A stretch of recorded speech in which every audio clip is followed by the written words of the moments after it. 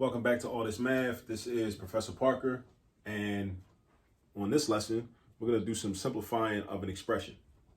All right, so let's take a look at the problem. We have 8 minus 2 times 3 minus 9. We don't have any exponents, we don't have any parentheses, no brackets, no radicals, no division, just we got subtraction and multiplication. That's it. So the decision that we have to make is, what are we going to do first? Right? Some people might look at this problem and they might just want to just start working from left to right. They might want to immediately just do 8 minus 2. That would be wrong.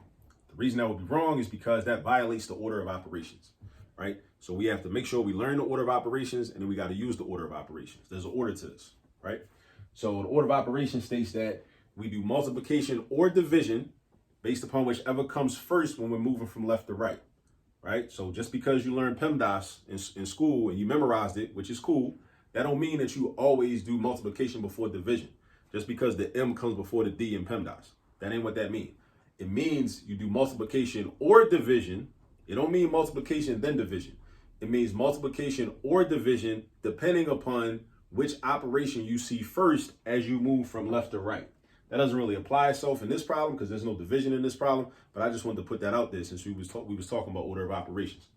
All right, now, so the first thing I'm gonna do is this multiplication of this 2 times 3.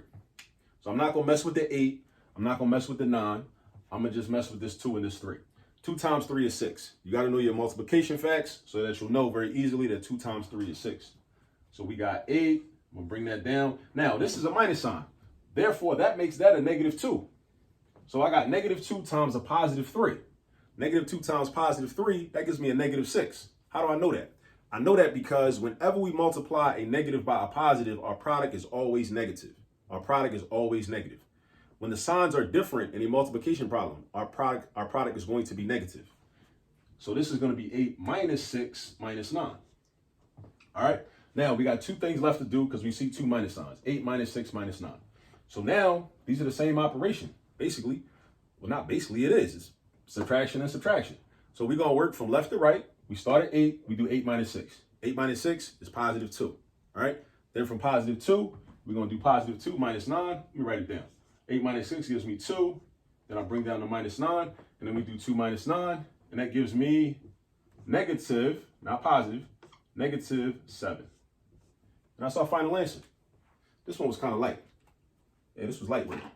All right. So look what we did. We made sure we understood and knew the order of operations. We did our multiplication first to get the 6. And then we did subtraction, 8 minus 6 to get the 2. And then we did 2 minus the 9. Right? So look at the progression. Always know the progression. Always know in every problem where everything came from. So ask yourself, where did this minus 6 come from? Oh, negative 2 times 3. Ask yourself, where did this 2 come from? Oh, the 8 minus the 6. That's 2. Where the minus negative or the negative 7 come from? 2 minus 9. 2 minus 9 is negative 7. That's our final answer. All right. Now, if you this makes sense to you, cool. I do want you to go get some practice. All right. So go find some problems to practice on. Go get some practice so you can retain the information on how to do these types of problems. And I'll catch up to you on the next video. Peace.